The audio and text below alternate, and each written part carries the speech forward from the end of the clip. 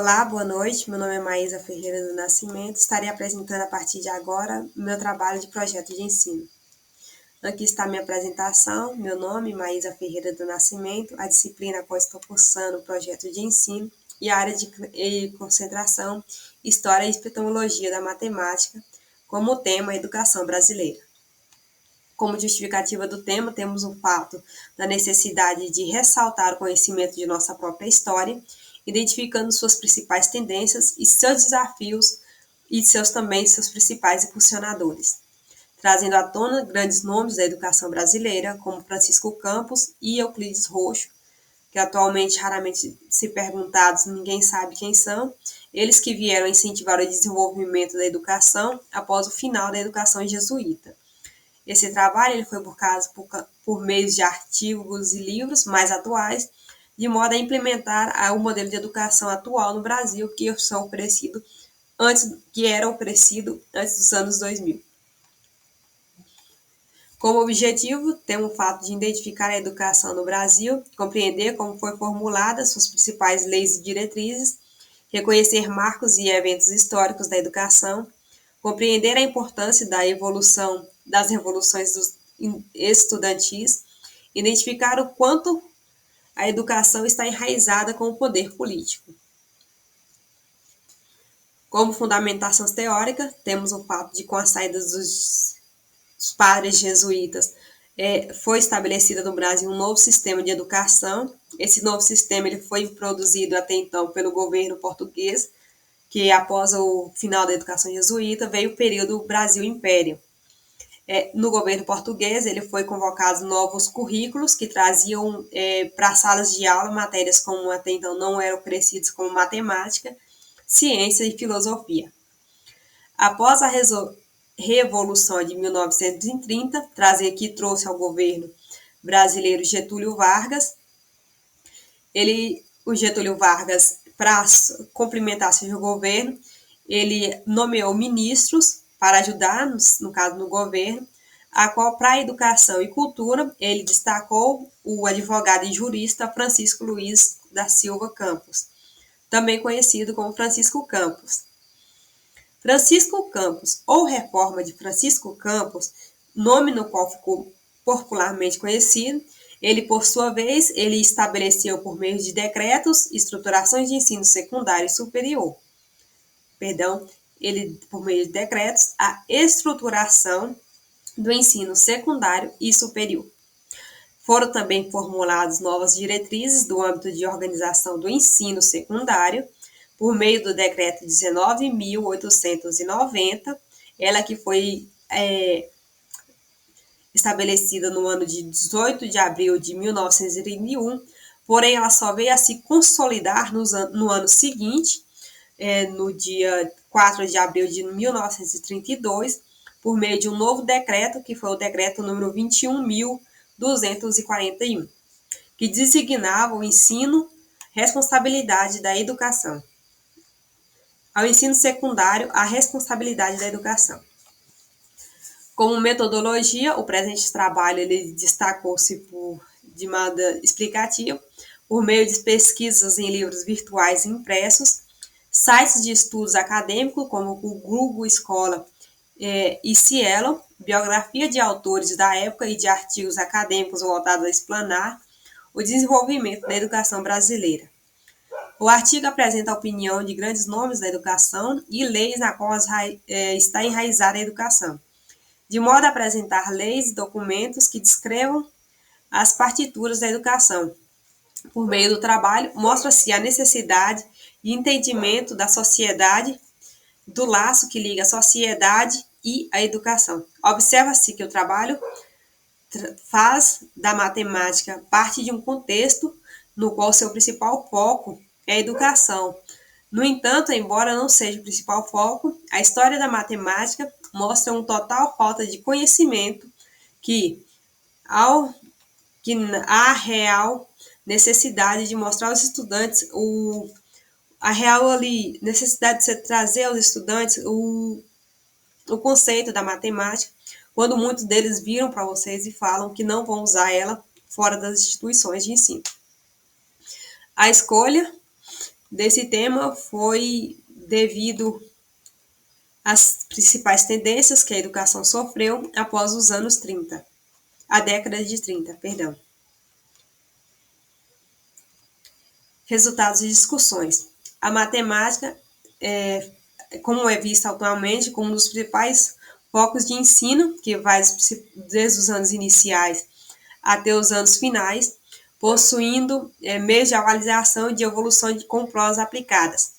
Prova que, no exemplo, no 9º ano, se não me engano, apresenta a OBMEP.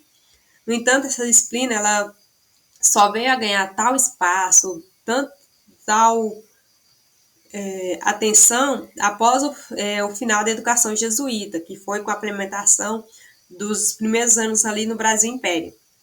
No entanto, essa matéria iniciou-se ali de forma singela, com conteúdos separados, cada um por si, era aritmética, geometria, a álgebra.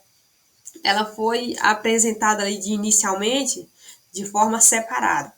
Anos após, com uma nova reforma, ela foi introduzida novamente junta, todos os conteúdos juntos, os 4 conteúdos.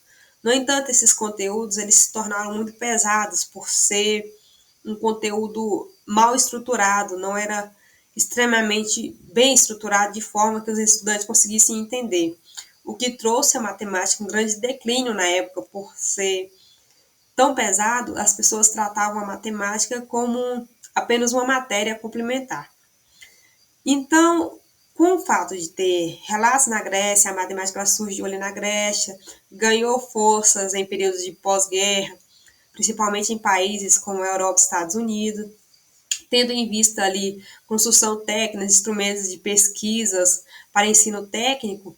Esse período ele foi marcado por muitos movimentos matemáticos, e um dos principais foi o movimento da matemática moderna, que acabou batendo com esse período no qual a educação brasileira a matemática estava sendo tratada apenas como uma matéria complementar. Acabou ganhando força aqui no Brasil o movimento da matemática moderna, no qual os profissionais eles queriam ali uma matemática mais estruturada, trazendo também a implementação de conteúdos como a teoria dos conjuntos. WhatsApp,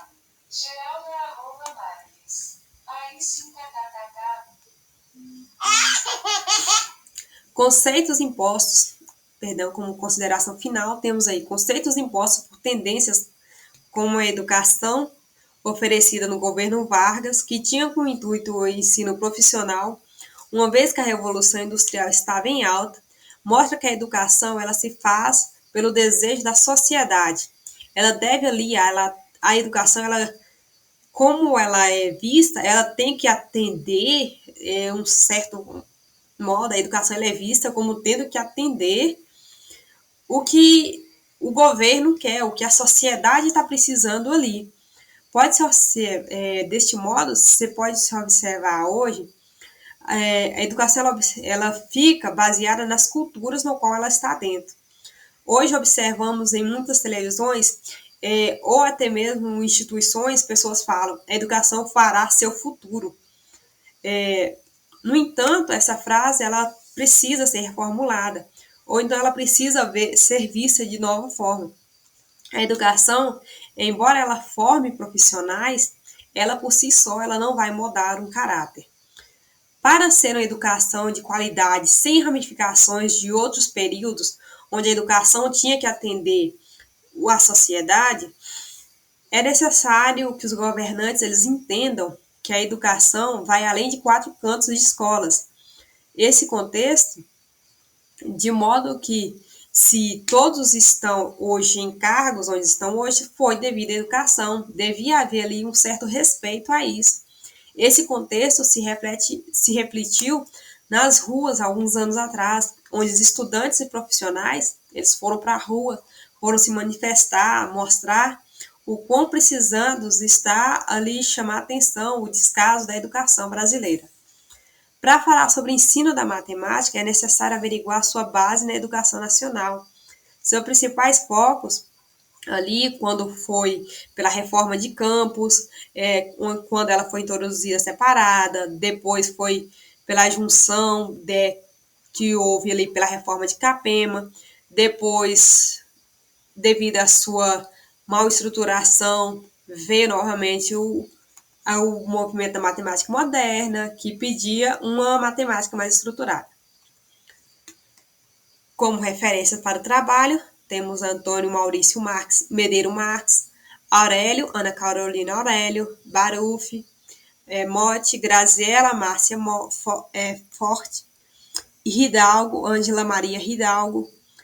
Temos um site organizado pelo Karina Bertley, Caine Petley, Pinto, Antônio Henrique Pinto, Pires, Luciene Lima de Assis Pires e Santos, Keber Renan Santos.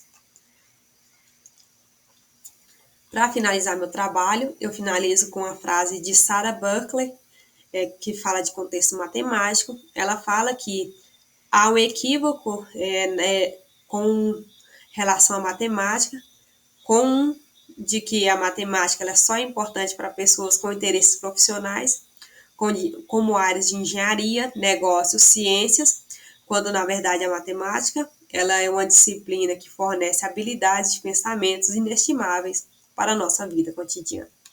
Essa é minha apresentação. Obrigada, boa noite.